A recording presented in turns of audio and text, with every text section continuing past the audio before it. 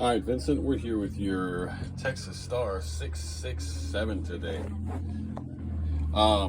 We had spoke, you said that the switches were having issues, not staying engaged. We do have them all staying engaged, no problem.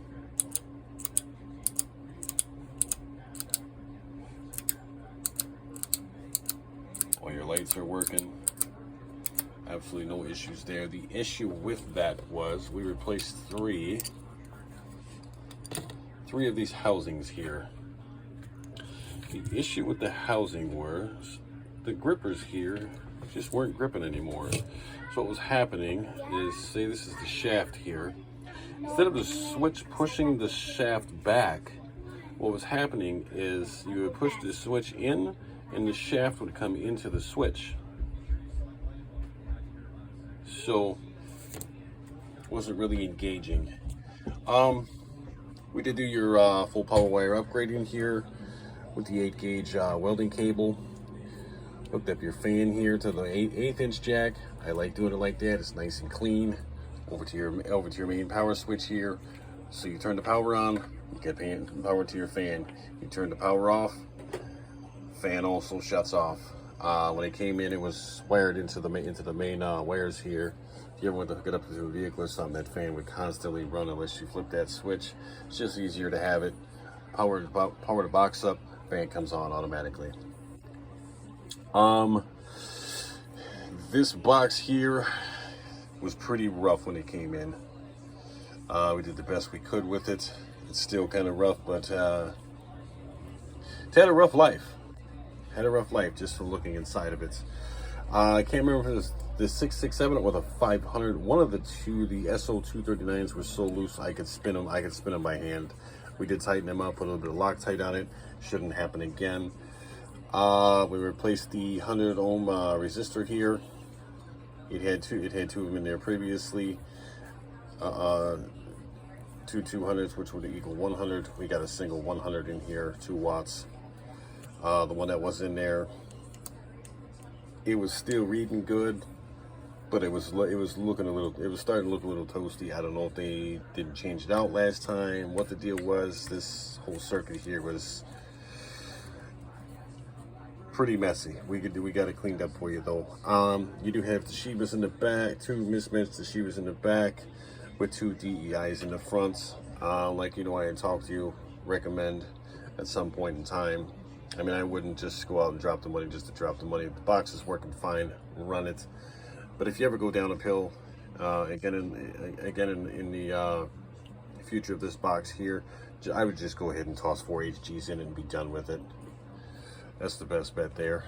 I don't really see a need to put Toshibas back into a Texas Star if the Texas Star doesn't already have them. With the price of Toshibas, I would just throw HGs in it. They're good. They're a decent transistor. No issues with the HGs there. We cleaned up your bias here.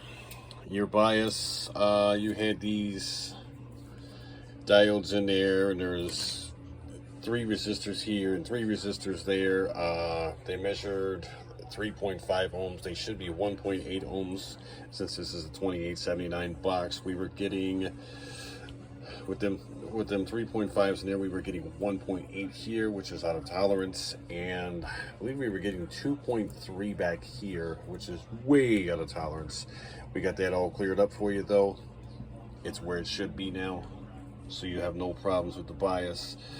What else did we do to this box? Oh, we soldered this wire back on. We added a little hot glue on the back of the meter because the meter was kind of loose. It just fell into the fan kit there. Once it gets bolted up, it'll be where it's supposed to be. What else did we do to this box? Oh, we did take the faceplate off of it. We readjusted the faceplate because I believe it was the dial-a-watt switch that was kind of catching on the faceplate. We did move it a hair, got it lined up with the frame, tightened it up back here, so it stays in place now. Go grab me that other box, kiddo. I got this one all hooked up, so I'll just show you show you the back of your other box here because they are identical. Identical. This is how both of your boxes are. Your fan is labeled. You will notice I do have a label down here. It says do not unplug your fan with power to the box. Bad things will happen if you do that. Lower the box down, then unplug it if you ever need to unplug it for any reason. You see, you know, the Hakos and everything on here. Go put it back. Thank you. We do have your power pole connectors over here. We got to slide them on this box, and these are the two sets. The sets going to you. These are the sets that'll be on your boxes. Let's put some power to this dude. See what's up. Just gonna be using the single final Connex 3300 today. Dead keys 1.5 watts, swings 25 peak. That's your pass-through tune. 5 watt slug in reverse. I don't even think that needle's moving. Oh, I see it is moving just a hair. That's looking great. Looking great. Put some power to this box. See your input tune here. Like I said, we got a 5 watt slug in reverse there. We've got about 1/4 watt, if even that. If even that. Let's see here what we're doing. 1,000 watt slug in peak.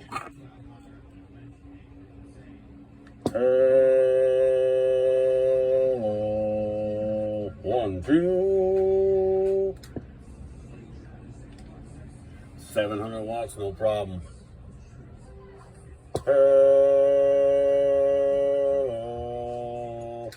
Nice, nice, nice. 700 watts, no problem. Receive amp and everything is working. Give this old Connex here some volume.